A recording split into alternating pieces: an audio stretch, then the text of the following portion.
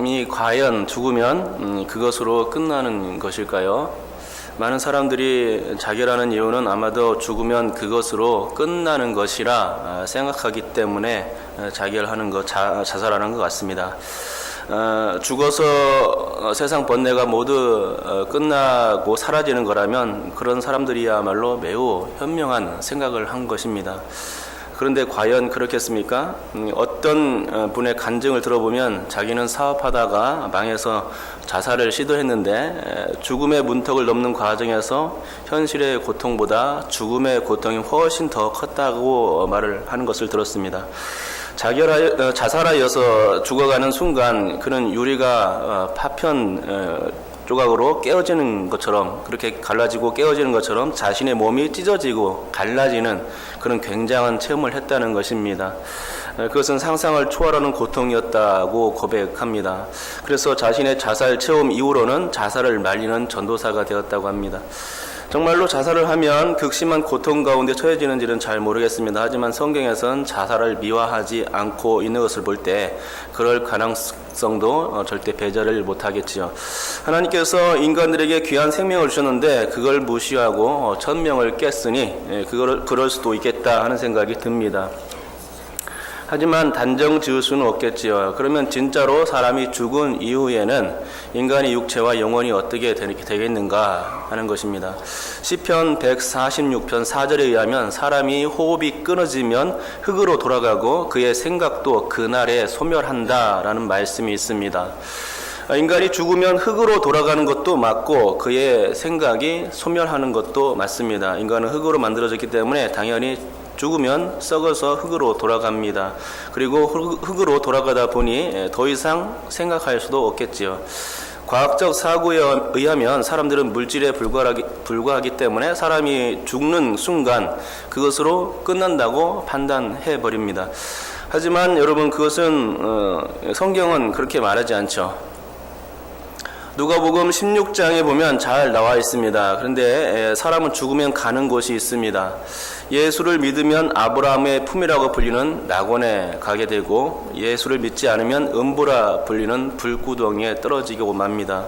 예수님의 비유에서 거지 나사로는 아브라함의 품에 안겼지만 부자는 음부에 떨어져서 물 한 모금도 마실 수 없어서 아브라함에게 하소연하는 장면이 바로 그것입니다.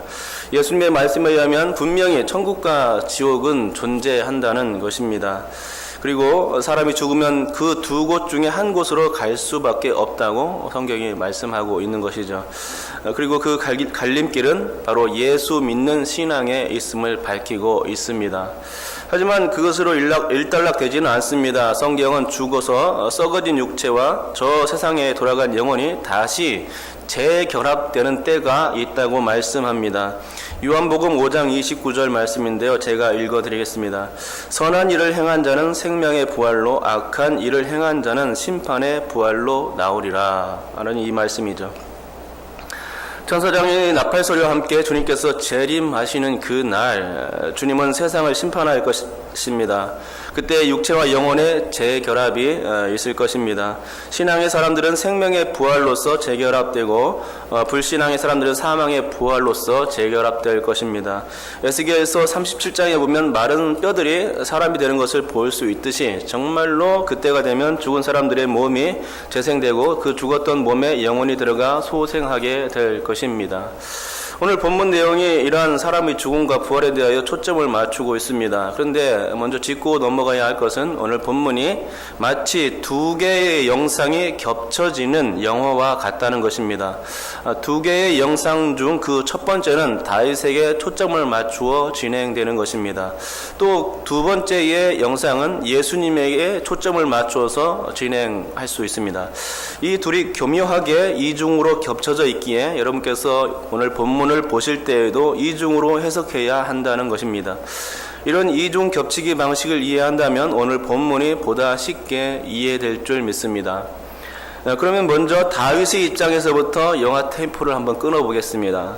25절부터 28절까지는 다윗의 시편 16편의 8절부터 11절까지를 인용한 내용입니다. 다윗이 쓴 시편이기에 당연히 다윗이 주인공일 수밖에 없습니다. 본문 25절도 다윗이 그를 가리켜라고 시작하고 있으니 다윗이 주인공인 것이 맞습니다. 그러면 이처럼 다윗이 주인공이라 했을 때에 여기서 지시대명사 그는 문맥상 예수님을 가리킨 것이 됩니다. 그래서 25절부터 29절까지를 해석할 때에 나는 화자인 다윗이고 주는 화자가 대상으로 삼고 있는 예수님이 되는 것입니다.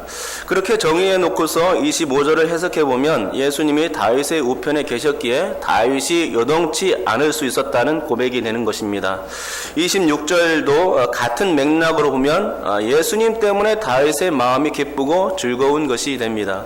왜냐하면 예수님이 다윗의 육체에 희망을 불어넣어주는 존재가 되시기 때문입니다. 그런데 여기서 희망이란 다윗의 육체와 영혼에 관한 희망입니다. 다윗은 이 시에서 자신이 죽었을 때 자신의 영혼은 음부에 버려지지 아니하며 또 육체는 썩지 않을 것이라고 예언하고 있다는 말이죠. 음부에 버려지지 않을 영혼과 썩음을 당하지 않을 육체에 관한 희망이 다윗에게 있었던 것입니다. 그러니까 다윗은 아직 태어나지도 않은 예수님을 영적인 안목으로 지금 바라보고 있다는 것이고 그 예수님을 바라보면서 자신의 죽음 이후를 그분께 맡겨드리고 있는 상황인 것입니다. 그리고 그의 그 맡김은 매우 소망적이고 희망에 부푼 것이었습니다.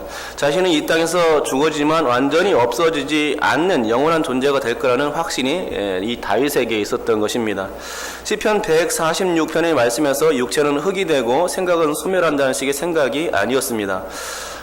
죽었지만 완전히 소멸하지 않는 존재, 다시 살아나는 존재, 부활의 존재가 될 것을 다윗은 예수님을 바라보면서 믿게 되었던 것입니다. 그러기에 28절에서 주께서 내게 생명길을 보이셨다라고 고백할 수 있었던 것입니다.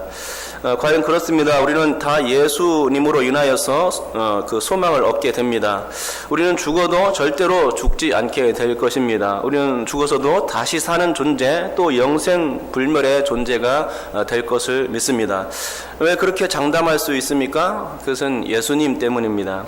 든든한 예수님이 우리 우편에 서 계시고 또 우리의 존재를 지켜주시는 한 절대로 우리는 흙으로 썩어져 없어지는 존재가 되지 않을 것이며 생각이 소멸하여져서 사라지는 영혼도 되지 않을 것입니다. 생명의 예수님이 계시기 때문에 그분을 믿는 우리는 매우 든든하며 또 매우 낙관적이고 희망적이 될 수 있다는 사실입니다. 다윗의 고백이 그런 거였습니다. 그러고 보면 다윗의 믿음이 참으로 대단하다는 것을 알 수 있는 것이죠. 우리의 부활신앙도 이 다윗의 고백처럼 되어야 될 줄 믿습니다. 그러나 여러분 29절에 보면 다윗의 결국이 어떻게 된 것을 알 수 있습니까? 다윗 그는 자신의 육체가 썩음을 당하지 않을 것이라 했는데 그 예언이 빗나갔음을 29절을 통해서 알 수가 있습니다. 예언과는 상반되게 자신의 육체가 지금 죽어서 장사되어 묘지에 묻혀 있는 것입니다. 육체가 묘지에 묻혀 있다는 것은 이미 몸이 썩어졌다는 것이고 아직까지 그의 무덤이 있다는 것은 그가 다시 살아날 가망성도 전혀 없다는 얘기가 되는 것입니다. 여기까지 듣던 청중들은 베드로가 지금 무슨 얘기를 하려고 하는지 이제 감이 왔을 것입니다. 지금 다윗의 무덤이 여기 있기 때문에 다윗이 그의 예언은 실패했다. 이거를 베드로가 설교하고 있구나라고 받아들였다는 것입니다. 그렇습니다. 베드로의 설교로서 다윗의 예언은 실패했음이 드러나는 것입니다. 다윗의 육체에 대한 희망은 한갓 바람에 불과했음을 이 29절을 통해서 알 수 있는 것이죠. 다윗 그가 철석까지 믿었던 그 모든 믿음은 빗나간 예상이었던 것입니다. 하지만 이제 영상의 주인공을 예수님으로 돌려보면 달라집니다. 정반대 얘기가 나오면 볼 수 있습니다. 예수께서 주인공이 되면 그 모든 게 다 소망적이고 또 절망은 사라져버립니다. 다윗이 가졌던 그 육체의 희망도 예수님을 주인공으로 삼을 때에 한갓 바람이나 허상이 아니었음이 재조명됩니다. 그리고 이렇게 영상의 주인공을 다윗이 아닌 예수님으로 돌려야 할 이유가 있습니다. 그것은 다윗 자신에 대한 예언이 실패했기 때문이죠. 여러분 세상에 죽었다가 다시 살아났던 사람이 있습니까? 세상에 그런 사람은 단 한 분밖에 없습니다. 누구입니까? 바로 예수님입니다. 그러니까 시편 16편은 다윗 얘기처럼 보여도 실제로는 예수님의 얘기라는 것입니다. 그래서 시편 16편의 예언은 무덤이 있는 다윗에게 어울리는 예언이 아니라 빈 무덤으로서 부활을 증명하신 예수님께 적용하여 해야 맞는 시편이 되는 것이죠. 그러면 이제 예수님을 주인공으로 바꿔서 한번 설명해 보겠습니다. 25절부터 다시 시작해 보면 25절에 내가 항상 내 앞에 계신 주를 배웠으며 나는 예수님이 되는 것이고 주는 이제 성부 하나님이 되는 것입니다. 본 문맥은 십자가의 손안에 관한 문맥이기에 다윗보다는 예수님께 더 합당한 내용이 맞습니다. 그러니까 25절의 해석은 예수님께서 고난당하실 때에 그 주님이 오직 성부 하나님만 바라보고 있었다는 말이 되는 것입니다. 성부께서 옆에 계시기에 요동치 않을 수 있었고 그 십자가의 순환을 충분히 감당할 수 있었다는 얘기가 되는 것입니다. 그래서 성부 하나님이 주님이 곁에 계셨기에 십자가를 담대히 질 수 있었다라는 그런 말이죠. 26절과 27절의 적용도 예수님께 더 잘 어울립니다. 예수님은 죄가 없었기에 당신의 무죄성에 의하여 사망이 또 음부가 주님을 삼킬 수 없었다는 것입니다. 당연히 예수님의 육체는 희망적인 것입니다. 성부 하나님께서 죄 없으신 예수님을 음부에 그냥 버려둘 수 없는 것이 당연했습니다. 아들 예수의 육체를 다시 살리셨던 것이죠. 죽음 가운데서 예수의 육체가 썩음을 당하지 않게 하신 것입니다. 그리고 주님의 빈 무덤은 예수 부활의 확실한 증거였던 것입니다. 이처럼 시편 16편은 다윗의 예언이 아니라 예수님을 향한 예언이 맞는 것입니다. 여러분, 이처럼 예수께서 죽음 가운데서 다시 사셨다는 것은 다윗을 위하여 매우 고무적인 것이었습니다. 왜냐하면 다윗 자신에게 했던 그 예언이 예수님 자신으로서 성취되었기 때문입니다. 예수님은 부활의 첫 열매가 되셨기에 주님을 믿는 모든 자들을 위한 그 영생명의 길을 예비하신 주인공이 되신 것입니다. 그렇습니다. 다윗의 예언은 예수님 때문에 실패할 수가 없게 된 것입니다.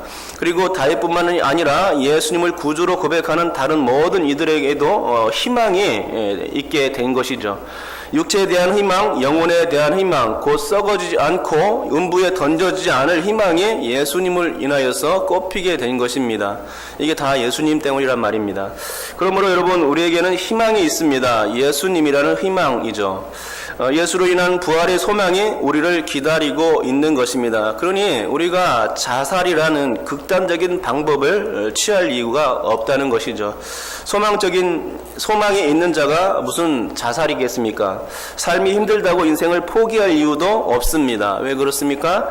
겹쳐서 보면 되기 때문입니다. 사람들이 나와 예수님을 겹쳐서 보지 않기 때문에 실망하고 포기하는 이유입니다. 나는 포기되어지고 실패되어질 수밖에 없습니다. 하지만 예수님께 나를 겹쳐 보십시오. 그러면 희망이 보입니다. 다윗처럼 희망이 보이는 것이죠. 사실 다윗의 모든 믿음은 예수와 자신을 겹쳐본 그런 믿음에서 기인된 것입니다. 그래서 그의 예언이 절대로 실패할 수 없었던 것입니다.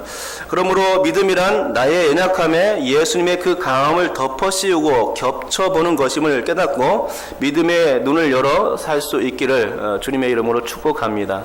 기도하겠습니다.